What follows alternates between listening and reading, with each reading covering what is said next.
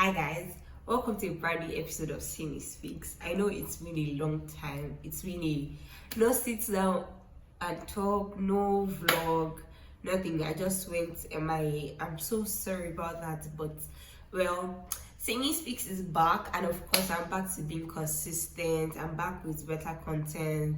Hopefully, I hope you enjoy the new kind of content I'm bringing your way, of course.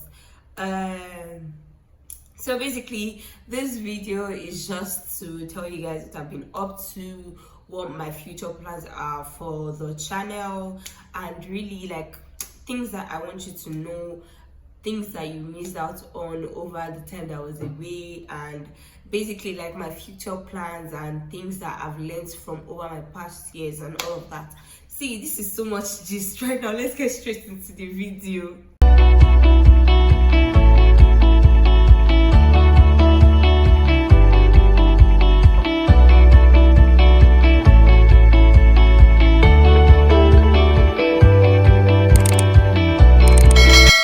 Welcome back. So basically, I'm just like I said, I'm going to give you guys gist and everything. So why did I go off?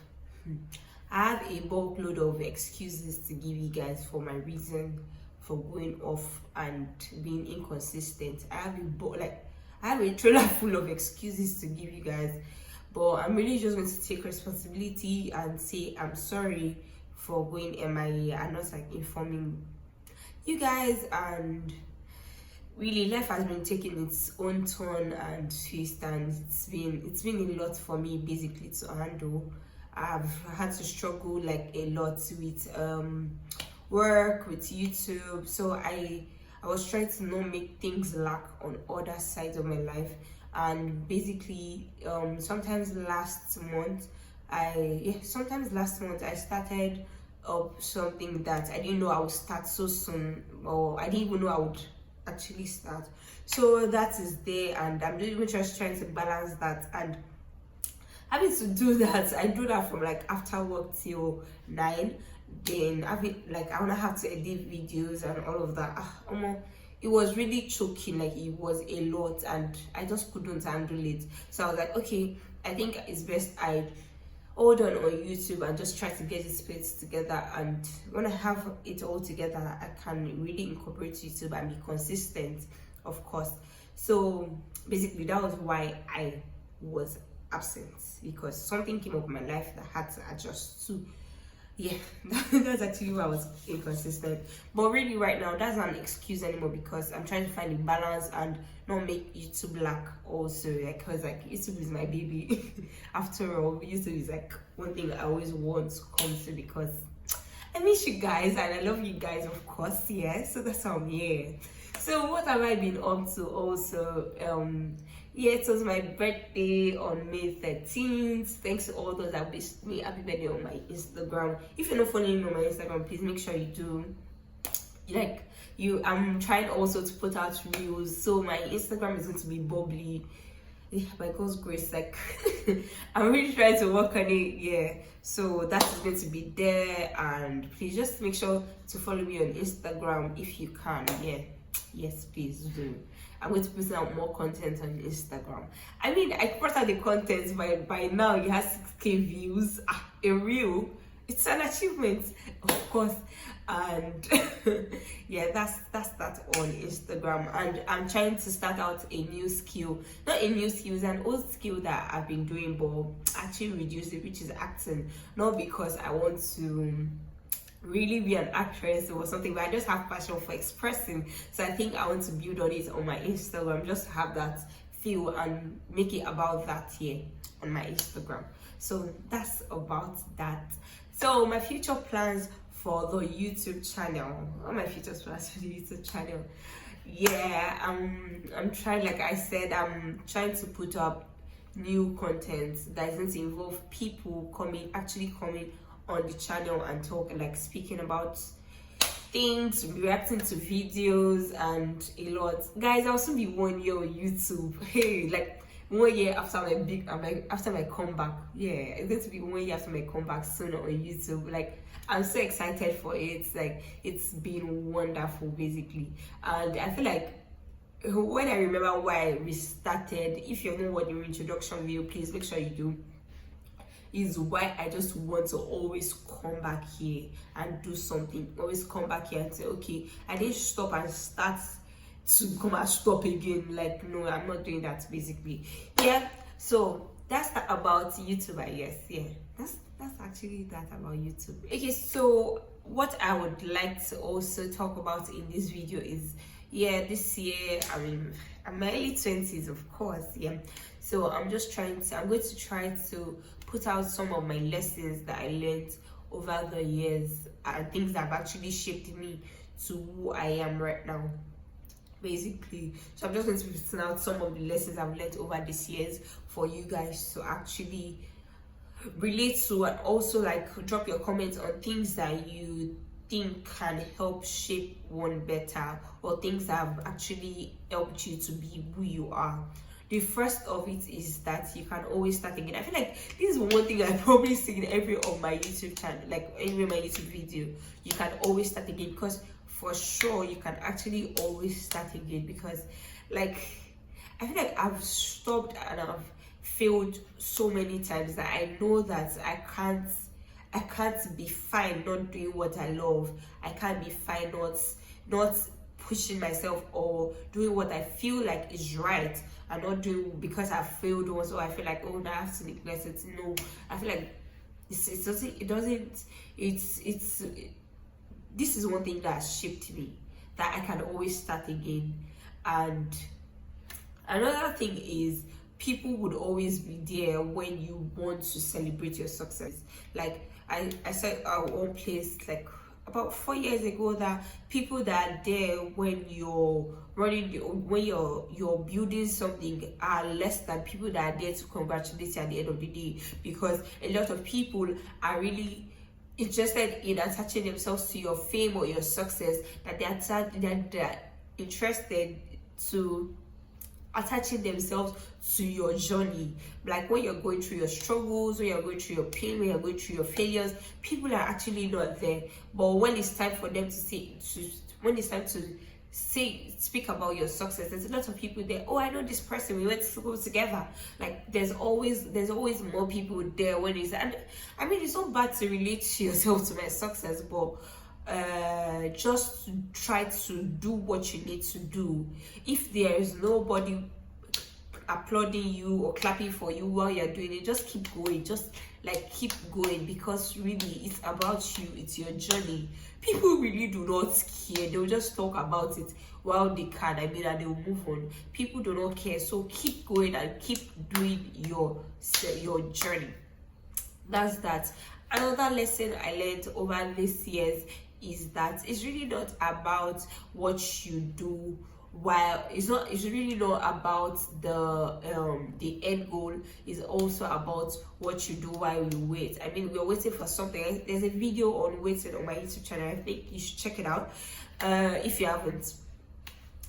Like you're trying to achieve something, or you want to achieve something. It's not about that thing at the end of the day. It's about you, the steps you actually put to achieve it. Because if you do not put in these steps, you're not going to be able to achieve that which you want to achieve. So at the end of the day, it's really not about what you're trying to achieve, but actually about your waiting process and what you do while you're waiting, what you're building while you're waiting, how you're building yourself mentally, emotionally while you're waiting for that actual thing. It says a lot about the end result you're trying to achieve. Another thing I learned is that for you to succeed, you actually have to take risks.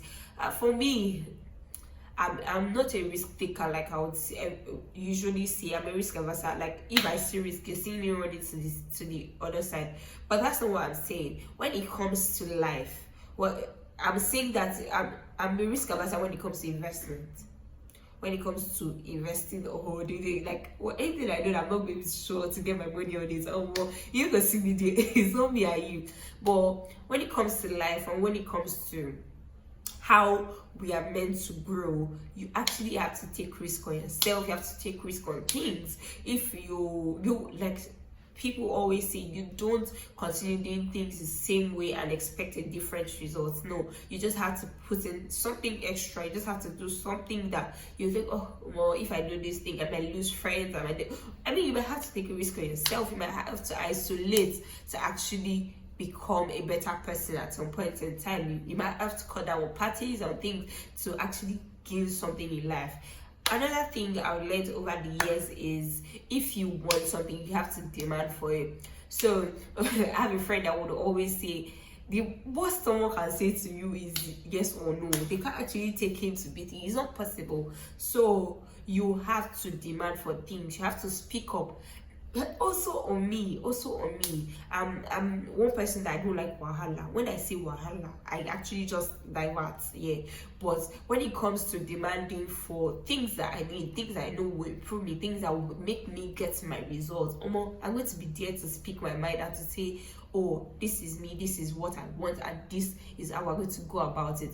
I mean, if you have a different opinion, say we can actually wait out and work something out and compromise. But I'm not going, like, while you're compromising, try to remember why you're doing, like, why you are having that discussion or something like that. So I will demand for what I need. Over the years, I've worked on myself also to know that I'm not going to settle for less than I deserve. I'm constantly trying to be a better person, constantly trying to mentally prepare myself, emotionally prepare myself. I'm building on myself. I read things, I read books to actually help me become a better person. So I'm not going to actually I'm not actually going to settle for less or settle for less than I deserve, because I deserve the best. If I'm constantly trying to be a better person, you that you're coming to me in a particular light, you also try to be the best version of yourself. I mean, you're not going to meet me with mediocrity and expect me to give my 100 to you. It doesn't make any atom of sense. So I feel like that's one thing I've also learned over the years, that I'm definitely not settling for less than I deserve, and that's just that. That's some period.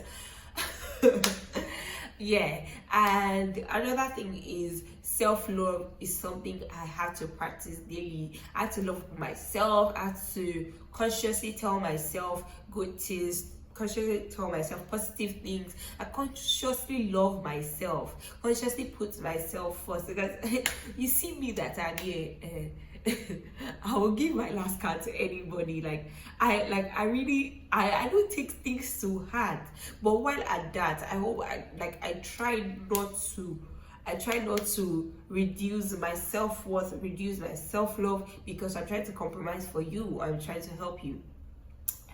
Yeah. Another is that self-forgiveness is actually very important. I know a lot of times we do things and they're like, I can't forgive myself for this. Yeah, you have to forgive yourself, because people will offend you and you forgive them. Why would you not forgive your own self? It just doesn't make sense. So self-forgiveness is actually very important. If I don't forgive myself for things I've done in the past, I probably would not be here today, because I'll probably just be beating up myself for all those things. Well, another thing that I've learned is that there's some things I don't have to apologize for. Basically, I don't have to apologize for my feelings. I don't have to apologize because, like, you made me feel some kind of way, and I'm trying to express myself to you, and I'm sorry. No, I'm not going to do that. I'm not going to apologize for feeling the way I am, because I mean, you gave me the kind of energy to be able to feel that way. I'm not going to apologize for that. I'm not going to apologize for setting my boundaries firm, because I've guided myself to an extent that, oh, this is what I can take. So I'm not going to be apologizing for what I've set, these boundaries I've set for myself. If I'm going to compromise those boundaries for you, and then I know I'm fully aware that I'm doing it because I want to do it. I'm not doing it because I'm not apologizing. Oh, I'm sorry, I'm doing this. This is how I am. No. I'm okay. This is how I am, but I'm willing to actually compromise to let things work, or compromise to let's achieve this thing together, basically. So I'm not going to be apologizing for setting my boundaries firm, basically. I'm not going to be apologizing for expressing myself or for crying. So I'm a very emotional person. Like I know I form anger a lot, but you see this girl, I'm a very sweet and soft and tender person at heart. So I would always stay up when I feel hurt and all. So one thing I'm not apologizing for anymore is crying, because I mean that's the best way I can express myself at that time, and that's exactly how I feel. So I don't think I necessarily have to apologize to you for feeling that kind of way, or for having to express myself in that kind of way. So this year, and going forward, we're no longer doing that. Like, that's on period. On period. Well, that's all on this channel for today. Next week I hope next week is as lit as this, because well, next week it is almost here. Yeah, if you love this video, please give it a thumbs up, because this is a second recorded video. I'm crying, I'm telling you. Please make sure you give it a thumbs up if you like it. If you think someone needs to see this, please share it with them. Give your comments on things that you have learned in your previous years and what has shaped your life to be what it is. Let's just learn from each other and build a greater community. Build a greater community together, of course. Yeah. Please subscribe, like, share, comment, turn on post notifications, of course. Until next time, I want you to know I love you so much, but God loves you so much more. Yeah. Bye.